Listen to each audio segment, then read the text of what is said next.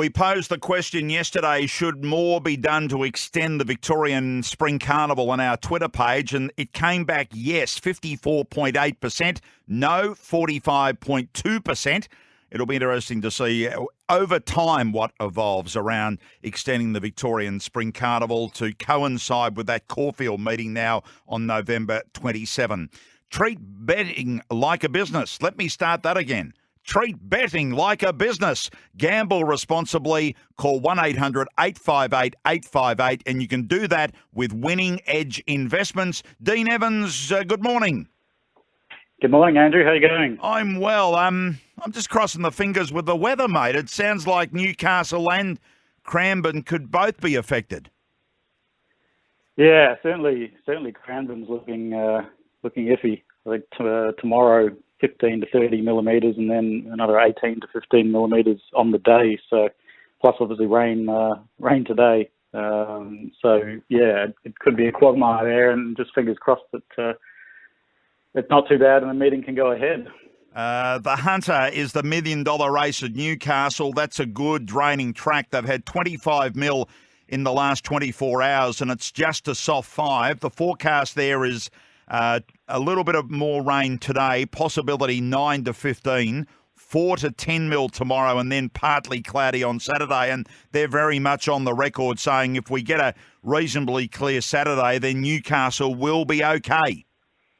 Yeah, I think that track will be.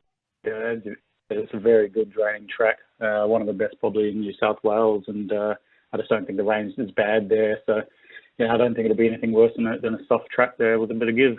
Let's look at the Hunter right now at Bet365. Lost and Running's the favourite at $3.20. Top ranked at $4.60. Bandersnatch is $6.50. And then you get out to that $10, $12 mark. John O'Shea, talking with him yesterday, doesn't seem to be too perturbed by that draw in the Hunter for Lost and Running. Yeah, look, this is a race where you want to be rock hard fit and you want to be on pace. Lost and Running can take a position.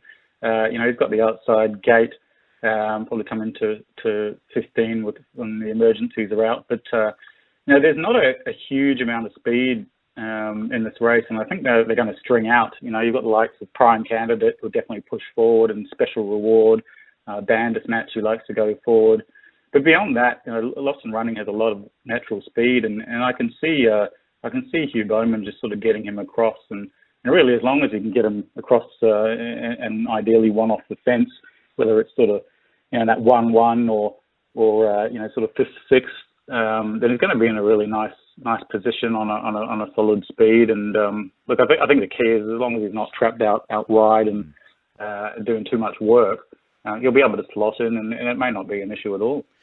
How have you looked back at Top Ranked, formerly known as Top Rank, but now with an ED on the end? Some of its European or English form. Yeah, look, there's some very impressive runs in there. He's run third at Group 1 level. He's had a number of black type wins. Also fourth last start at Group 2 level. He can handle a wet track. He's won on the heavy track and placed a couple of times. Now, what I like is all of his 12 starts, he's run over a mile. He's a very consistent type with 6 wins and 3 placings. They tend to, when they come in Australia, particularly early in their campaign, they sort of have that speed in their legs and they can run over the shorter distances. So I like that Annabelle's chosen to run him here rather than the Gong first up last week, which was an alternative. James Gerard, and just the reports are very, very strong on this horse. So I think he measures right up. He's got form lines better than, probably even better than Zaki when he came over. So, I think this is a very, very quality animal, and that's the type of horses that win this race. Yeah, Annabelle saying earlier in the week that in that same thing that Top Ranked has got better form, better UK form than Zaki. So that is a huge plus. And they've been patient. They could have gone to a race in town, but they've obviously spotted this for $1 million. Sounds like you're including it in your thoughts. Yeah, no, absolutely. I think this race, the best class horses so far in its short history have performed best. I think there's a few that are first up, which I think is tough here, and then a few that are sort of out of form and down in grade. So I do think in this race, Andrew, that you want to be focusing on the top two. Lost and Running's got form on the board. His run in the Everest was outstanding. Fourth to Nature Strip, and then second to Eduardo. I think this is a horse that will run here, and then for mine, I think he's a great bet in the Everest next year. I think he's really the horse that we're going to be looking out for next year in the race. When you sort of think that some of the others that beat him, like Nature Strip and Eduardo, are going to be older. So I think he's going to be very hard to beat here, Lost and Running. But I do think this Lost rank has top rank as the X factor. He's a really, really quality horse, and who can deny the sort of the Neesham McDonald combo at the moment? So I think it's potentially a back and save race with top ranked and Lost and Running. Okay, numbers 1 and 2 there. The Hunter race 8 on the card at 4:40. So this Cranbourne Cup.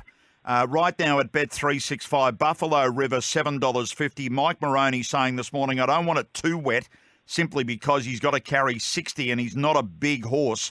Age of Chivalry at $8.50, Arameo $8.50. Just a Canter, who's been running well for Patrick Payne at 13. King Magnus at $7.50. And our Playboy's the favourite here at $4.40. What's your thoughts here? Interesting. Mike Moroney's thought. This horse has won with 60 kgs a couple of times and been sort of narrowly beaten with 59. So he's proven to be able to carry weight in the past. Buffalo River. He's just a superior wet tracker. He's had 9 starts on rain affected, going for 6 wins and 3 placings. It's been pretty obvious this prep that when he's struck a wet track like in the Munga. He's beaten impressive, and he's really just failed when it's been dry. So I think he's going to be very hard to beat. I think that the hardest thing for Buffalo River, rather than the weight, is actually just the speed of this race. My map and their early speed rankings have got the likes of Buffalo River from a wide gate pushing across with no effort, but they've got the likes of Imperial Lad, Inner Twinkling, and Holbein, who all like to push forward as well, and they're all pretty similar when it comes to their early speed. So there's just going to be I think the hardest part's going to be, Buffalo River getting across and being able to dominate, which he likes. That sets things up, I think, for the swoopers potentially, if there's just this very, very quick early speed as expected. I think our Playboy is going to prove very, very hard to beat. He's a superior wet tracker. He won the Vane Stakes as a 2-year-old on a wet track, and then the Winx Guineas run at Caloundra, who just absolutely bolted and came from a long, long way last and won by 6 lengths on a wet track. He won at Flemington last week in a race where we backed him, and he was just very impressive with the quickest closing 400 metres of the day. The quick backup will suit him fine, especially on a wet track. That's always a plus, and I think he's a huge chance, our Playboy. And I think the other danger is Arameo. I think, forgiving him for his last start run where he was a little flat, but Chris Waller is a bit like John Hawkes. I think he's the type of trainer that usually doesn't back them up unless he's confident they'll bounce back. And he's been very impressive all campaign. He flew home for second behind Zaki first up. He ran a good closing third in the Bill Ritchie, which was a rain-affected track, and then was a very unlucky second in the Epsom, beaten the nose. And I think he's the class runner, and there's another at sort of as much as $10 at the moment that. It looks a very strong chance in this race. So you're playing around 11, 4 and 1. Is that right there in the Cranbourne Cup?